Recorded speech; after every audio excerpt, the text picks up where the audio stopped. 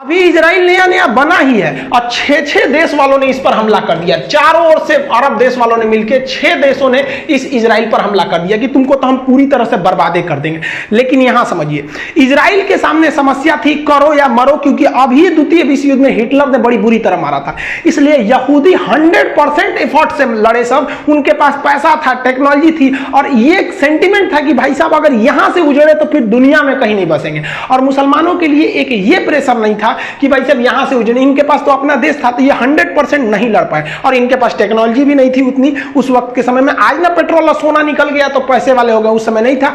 हुआ क्या कि ये इजराइल जो अभी नया नया बन ही रहा था, 1948 की बात है जब हम लोग को आजादी मिली थी, उस वक्त लगभग 1 साल की बात है। ये अकेले इजराइल जो था इन 6 देशों को हरा दिया। और हराया नहीं, हराने के साथ साथ वो अपने एरिया जो 44% था उसको और कब्जा के 80% कर लिया। अगल बगल का और एरिया कब्जा कर लिया धीरे धीरे, लगभग 70 से 80% वाला एरिया कब्जा करके अपने टोटल एरिया को कर लिया 34,600 किलोमीटर स्क्वायर। और आज भी दुनिया का एकमात्र देश है इजराइल जिसने यह कहा है कि मेरी देश की सीमा अभी फिक्स नहीं है, अभी ये बढ़ रही है। सोचिए, अब अगल बगल कर ही रहा है। इसका एक ट्रिक भी होता है कि इजराइल की सीमा कितने देशों से लगती है। ट्रिक के रूप में इसे शॉर्टकट में याद रखेंगे, लस्सी जम गया। ये हम आपको क्लास में भी पढ़ाए हैं। ये लस्सी जम गया। ल से लेबनान, स से सीरिया, ज से जॉर्डन, म से मिस्र, गया को काट देना है। तो लेबनान, सीरिया, जॉर्डन, मिस्र, इन 4 देशों से इजराइल की सीमा लगती है। और इजराइल कहता है कि फिलिस्तीन तो कोई देश नहीं है, और अरब वाले कहते हैं कि इजराइल कोई देश नहीं है। इससे पूरी तरह से अरब वालों की हार हो गई और ये अरब वालों के लिए एक सदमे से कम नहीं था। और इजराइल जो पूरी दुनिया में दर बदर भटक रहा था, उनके लिए एक देश भी बन गया और वह देश एक युद्ध भी जीत लिया और एक साथ 6 देशों को हराया। इनका मनोबल बहुत आगे गया। इजराइल के बनने से लेकर अब तक कुल 5 बड़े बड़े युद्ध हो चुके हैं, जिसमें आप पहला युद्ध देखिए, वार नंबर 1 1948 का, अरब देश के 6 देशों को हरा दिया।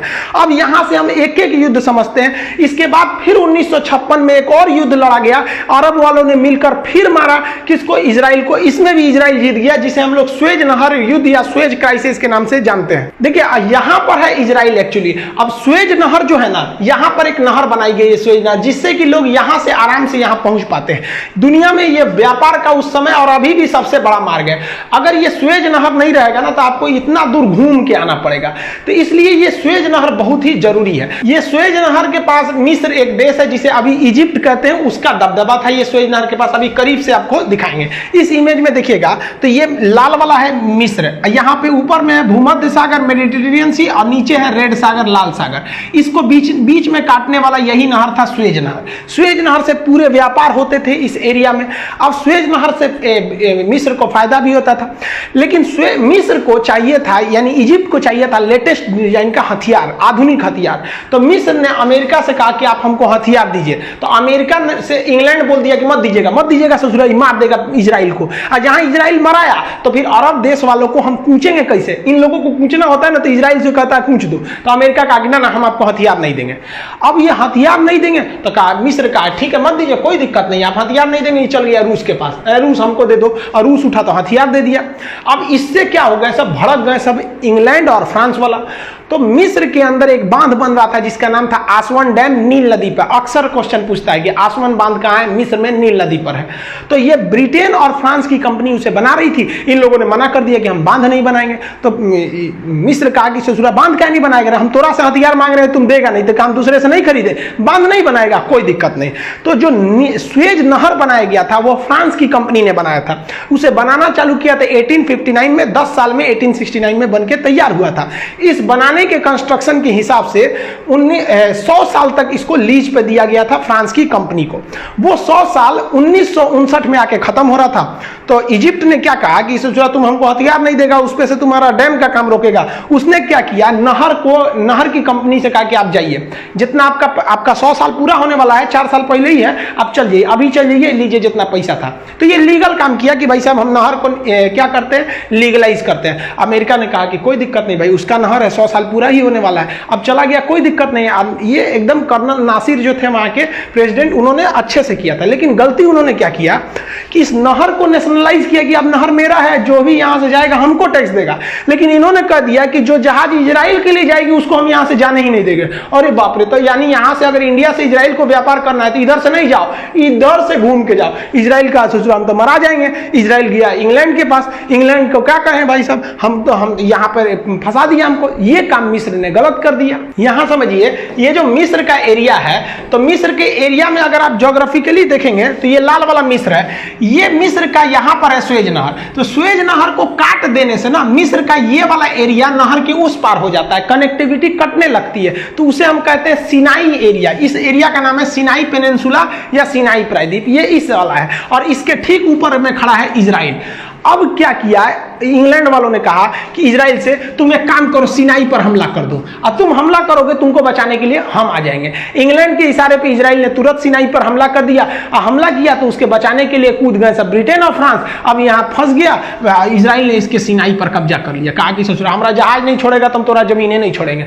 अब क्या होगा, तो ये जो मिस्र था ये रूस को फोन किया, रूस ने धमकी दिया कि ससुरा हम परमाणु बम मार देंगे। तो दोनों में समझौता हुआ, समझौते के हिसाब से इजराइल पीछे हटा इसके, और इजराइल जब पीछे हटा तो बदले में नासिर जो थे मिस्र था इस नहर से इजरायली जहाजों को पार करने दिया। तो एक तरह से आप कह सकते हैं कि इनडायरेक्टली ये युद्ध भी इजराइल जीत गया।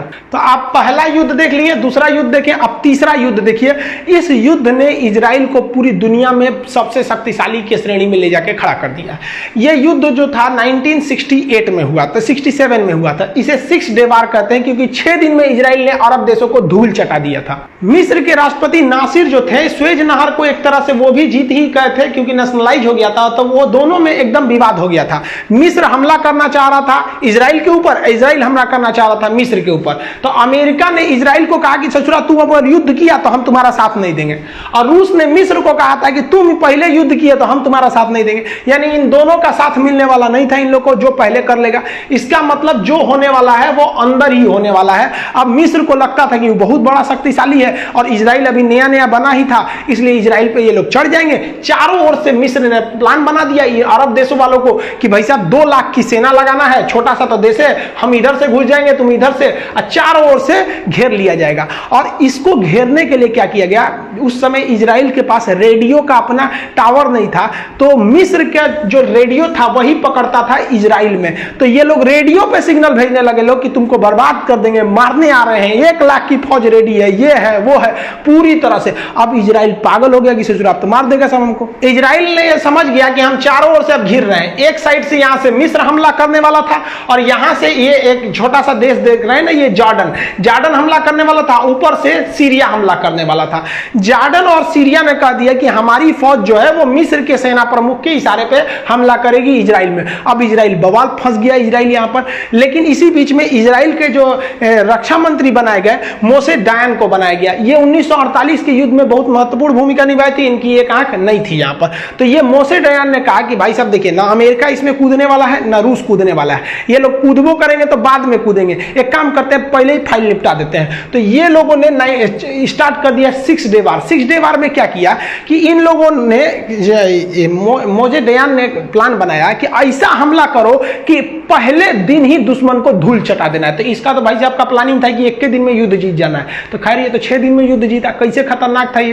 अरब देश वालों ने जो लाखों की फौज रखी थी उस पर इजरायली एयरफोर्स अचानक घुस गए और इजरायली एयरफोर्स मिस्र में घुस गए और मिस्र बहुत लीडर बन रहा था। मिस्र के 300 में से 280 जहाजों को इन्होंने 3 घंटे में धूल चटा दिया, यानी 95% एयरफोर्स मिस्र की तबाह हो गई। मिस्र कहा कि जा ससुर हमारा तो हाल खत्म हो जाएगा। इस तरह से मारा था मिस्र को कि उसकी जहाजें जो नई नवेली थी वहीं पे रह गई, उड़ भी नहीं पाई। ये मिस्र जो रूस से जहाज खरीद के लाए थे धो धा के चल दिया। स्वेज नहर में पूरा मशीन गन उतार दिया, चारों ओर से धोना चालू कर दिया। अब उधर से दूसरी ओर से इजराइल आए और इजराइल से लड़ने के लिए सीरिया भी कूद गया और एक ओर से लेबनान भी कूद गया। सीरिया की गलती क्या थी कि सीरिया के जो तोप थे उनका जो टैंक जो थे, टैंक इनका रेंज था 1.5 किलोमीटर और इजरायली टैंक का रेंज था 2 किलोमीटर। तो इजरायली टैंक उसके सामने खड़ा रहता था 2 किलोमीटर की दूरी पे, वो मारता था तो गोला पहले ही गिर जाता 1.5 किलोमीटर पे, ये मारता था तो उधिया जाते थे। तो सीरिया को धो दिया और लेबनान को धोया, इसको जार्डन को तो ऐसा मारा कि एक के दिन में 20,000 फौज और आम नागरिक तब को मार दिया, एक दिन में धूल चटा दिया इस तीनों ओर से। नीचे से पिटाए थे मिस्र, बगल से पिटाए आपके जार्डन और ऊपर से पिटाए सीरिया। अब इस युद्ध को 6 दिन के अंदर अंदर जीत लिया इजराइल ने। अब जीता तो फायदा उसको होगा, तो अब कहा कि आओ भाई सब समझौता करो, अब तुम लोग से हम जमीन लेंगे। इजराइल तो यही चाह रहा था। इजराइल ने मिस्र के निचला भाग को कब्जा कर लिया, जिसे कहा गया गाजा पट्टी। इनसे ले लिया गाजा पट्टी का एरिया, कहा कि भागो यहां से, ये फिलिस्तीन वाला एरिया का पास गाजा पट्टी।